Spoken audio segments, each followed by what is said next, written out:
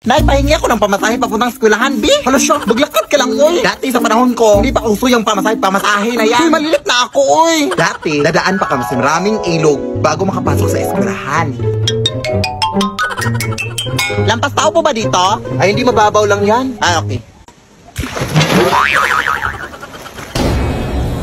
Aakyat din kami dati sa napakaraming bundok para makapasok lang. Tapos may mga layon pa!